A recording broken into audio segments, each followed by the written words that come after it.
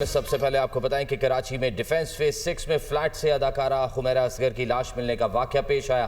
لاش کئی روز پرانی ہے۔ پولیس کے مطابق اداکارہ فلیٹ میں گزشتہ 7 سال سے رہائش پذیر تھی۔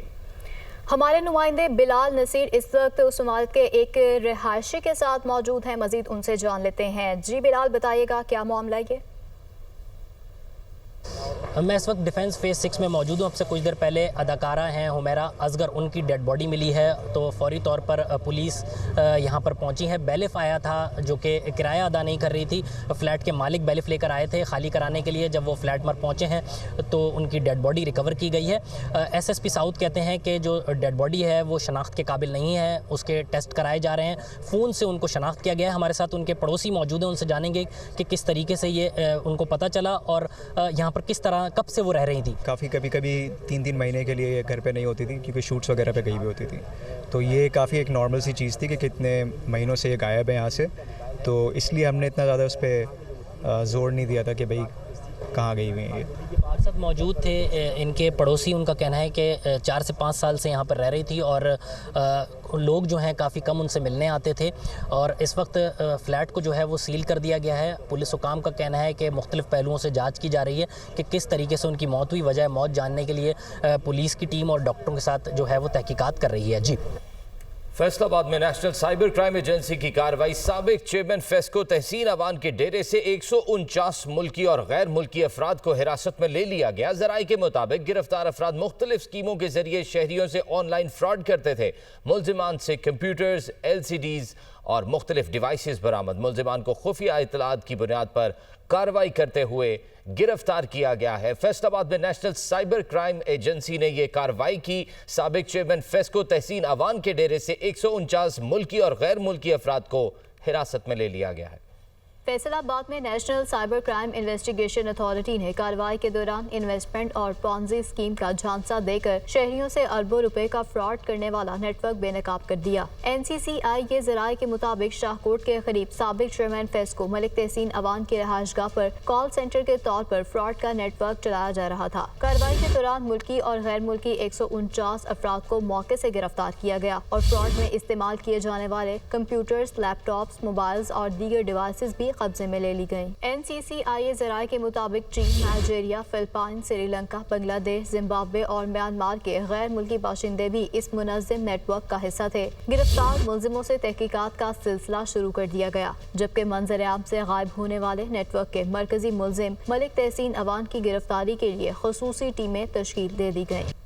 وزیراعظم شہباز شریف نے ملک میں زرعی پیداوار میں اضافے اور زرعی اصلاحات کے لیے جامع لائے عمل طلب کر لیا۔ وزیراعظم نے کہا ہے کہ زرعی پیداوار میں بہتری اور زرعی مصنوعات کی برآمدات میں اضافہ حکومت کی اولین ترجیح ہے۔ اسلام آباد سے رپورٹ دیکھیے۔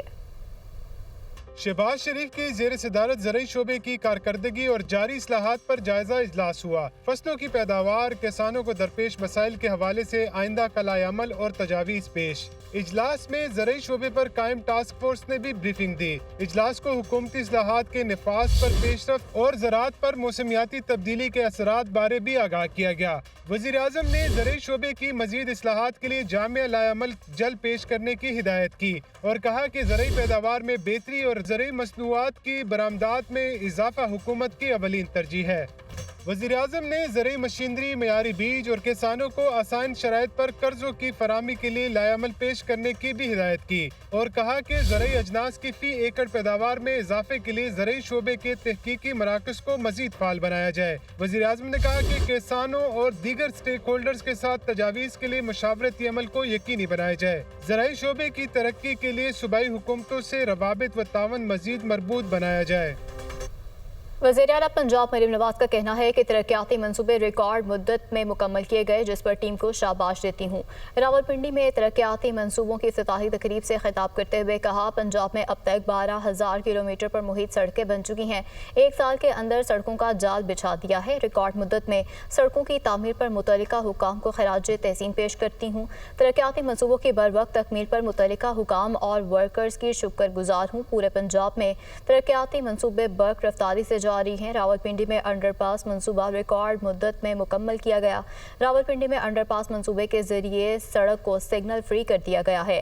راولپنڈی رنگ روڈ پر بھی تیزی سے کام جاری ہے۔ راولپنڈی ڈویژن میں تمام سکولوں کو ریویمپ کر رہے ہیں۔ وزیر اعلیٰ بلوچستان میر سرفراز بگٹی کی زیر صدارت صوبائی ایپیکس کمیٹی کا 19واں اجلاس۔ اسمگلنگ کے خلاف جاری مہم کو مزید مؤثر بنانے کا فیصلہ۔ اسمگلنگ میں ملوث ٹرانسپورٹ کمپنیوں کے خلاف سخت کارروائی اور ڈرائیورز پر FIR درج ہوں گی۔ ایپیکس کمیٹی کی انسداد دہشت گردی ایکٹ کے رولز کو جلد حتمی شکل دینے کی ہدایت۔ وزیر اعلیٰ سرفراز بگٹی نے کہا کہ بلوچستان کی کوئی شاہراہ احتجاج کے نام پر بند نہیں ہوگی۔ ریاست عام آدمی کے ساتھ کھڑی ہے۔ ایپیکس کمیٹی کی غیر قانونی ترسیلات زر میں ملوث عناصر کے خلاف FIA کو مؤثر کارروائی کی ہدایت۔ پروپیگنڈا کرنے والے سوشل میڈیا اکاؤنٹس کے خلاف کارروائی تیز کرنے کا فیصلہ۔ بھتہ خوری کا تدارک کر کے کان مکالے کان کو سرمایہ کاری و کاروبار کا سازگار ماحول فراہم کیا جائے گا۔ ایپیکس کمیٹی کا غیر قانونی تارکین وطن کے خلاف کارروائی کو مزید مؤثر بنانے کا فیصلہ۔ دہشت گردوں کے خلاف ریسپانس میکانزم کو بہتر بنایا جائے گا۔ صوبائی ایپیکس کمیٹی کے اجلاس میں سیکیورٹی اور مفاد عامہ کے اہم معاملات پر غور کیا گیا۔ پاکستان کا یوم آزادی بھرپور قومی جذبے اور نئے عزم سے منانے کی تیاریاں۔ وفاقی وزیر احسن اقبال کی زیر صدارت اہم اجلاس۔ وزیر داخلہ محسن نقوی، ISPR اور دیگر اداروں کے اعلیٰ حکام کی شرکت۔ یوم آزادی کی عوام کے جذبات، خواہشات اور قومی فخر کا بھرپور عکاس بنانے کے لیے تجاویز پر غور کیا گیا۔ یوم آزادی مارکہ حق کے عنوان سے منایا جائے گا تاکہ قوم کی جرت، ایمان اور استقامت کو خراج تحسین پیش کیا جا سکے۔ دنیا نے دیکھ لیا ہم امن پسند قوم ہیں، اپنی خود مختاری پر کبھی سمجھوتا نہیں کریں گے۔ اپنی سرزمین کے تحفظ کے لیے دفاعی اقدامات ہماری پختگی اور عزم کا ثبوت ہے۔ احسن اقبال کی گفتگو۔ وزیر داخلہ محسن نقوی نے کہا قوم متحد اور ہر سازش کو ناکام بنانے کے لیے تیار ہے۔ ہماری سول اور عسکری قوتیں شانہ بشانہ کھڑی ہیں۔